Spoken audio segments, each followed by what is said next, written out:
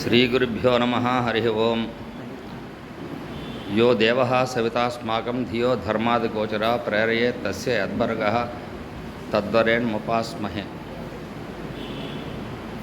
నేను ప్రస్తుతం అన్నవరం గ్రామంలో వేంచేసినటువంటి కొండ దిగువన శ్రీ సత్యదేవ బ్రాహ్మణ నిత్య అన్నదాన సత్రం దగ్గర ఉన్నాను.